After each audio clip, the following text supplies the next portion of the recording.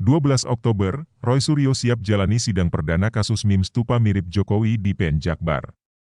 Tribunnews.com, Jakarta, tersangka kasus meme stupa mirip Presiden RI Joko Widodo, Jokowi, Roy Suryo bakal segera disidang di Pengadilan Negeri Jakarta Barat.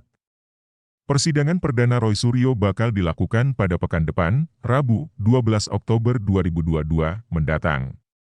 Kami sangat menghormati dan menghargai persidangan yang akan dilangsungkan pada hari Rabu tanggal 12 Oktober 2022 di ruang sidang utama Pengadilan Negeri Jakarta Barat, kata pengacara Roy Suryo, Pitra Romadoni dalam keterangannya, Jumat, 7 Oktober 2022. Meski siap menghadapi persidangan, Pitra menyebut kliennya meminta sidang perkara itu harus dilakukan secara tatap muka. Kami selaku tim penasehat hukum Roy Suryo meminta kepada Ketua Pengadilan Negeri Jakarta Barat agar menerapkan sidang offline, langsung, tatap muka, terhadap pemeriksaan perkara Roy Suryo. Hal tersebut sangat menentukan nasib dan masa depan klien kami, ucapnya. Menurutnya, sidang secara tatap muka itu diharapkan bisa mengurangi potensi kesaksian palsu dari saksi-saksi yang dihadirkan dalam sidang kasus Roy Suryo. Klien kami sangat keberatan dan menolak apabila persidangan tersebut dilakukan secara online, tidak langsung. Hal tersebut sangat merugikan klien kami karena persidangan tersebut menyangkut fakta dan kebenaran material yang harus didengarkan secara langsung, tatap muka, sehingga dapat mencegah potensi kesaksian-kesaksian palsu, jelas Pitra. Sebelumnya, Roy Suryo beserta barang bukti telah dilimpahkan penyidik Polda Metro Jaya ke Kejaksaan Negeri Jakarta Barat.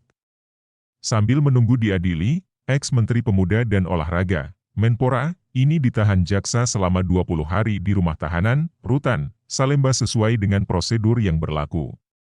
Sudah sekitar pukul 12.30 waktu Indonesia Barat. Sekarang, Roy Suryo, ditahan di Rutan Salemba selama 20 hari ke depan, kata Kasipenkum Kejati DKI Jakarta Ade Sofyan saat dihubungi, Kamis, 29 September 2022. Ade mengatakan kondisi kesehatan pun pakar telematika ini dinyatakan siap untuk dilakukan penahanan. Ada surat keterangannya, kondisi sehat, dari penyidik di bawah. Bukan penyidik yang mengeluarkan. Kondisinya sehat, secara fisik juga layak dan siap untuk di tahap 2 kan, jelas Ade. Lancar dan kooperatif juga Pak Roy Suryo ini. Gak ada penyanggah, gak ada kursi roda, normal. Ditanya juga dijawab dengan baik, sambungnya.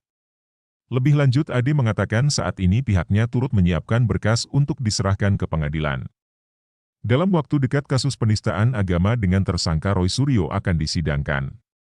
Ini kan baru selesai tahap 2. Administrasi kelengkapan buat pelimpahan disiapkan dulu baru melimpahkan berkas perkaranya ke pengadilan. Kalau sudah ada jadwal baru disidangkan, tutur Ade. Sebelumnya, kasus meme stupa mirip Presiden Joko Widodo, Jokowi, dengan tersangka Roy Suryo memasuki babak baru. Terkini, berkas perkara yang sebelumnya dilimpahkan oleh penyidik Polda Metro Jaya sudah dinyatakan lengkap oleh jaksa.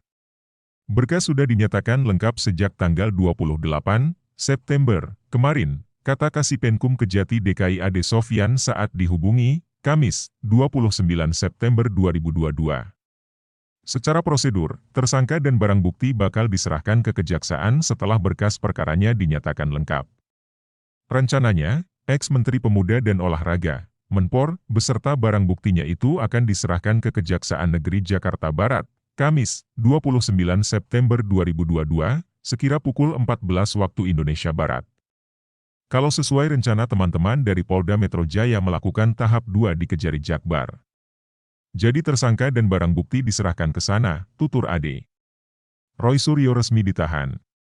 Tersangka kasus dugaan penistaan agama Roy Suryo resmi ditahan di Polda Metro Jaya. Setelah pemeriksaan tadi siang, maka penyidik memutuskan mulai malam ini terhadap saudara Roy Suryo sebagai tersangka kasus ujaran kebencian, mulai malam ini dilakukan penahanan, kata Zulpan, Jumat, 5 Agustus 2022, malam. Penahanan itu dilakukan karena adanya kekhawatiran terhadap Roy akan menghilangkan barang bukti. Hal ini dilakukan karena ada kekhawatiran dari penyidik menghilangkan barang bukti dan sebagainya, sebagaimana tertuang pada pasal 21 ayat 1 KUHP, jelas Zulpan.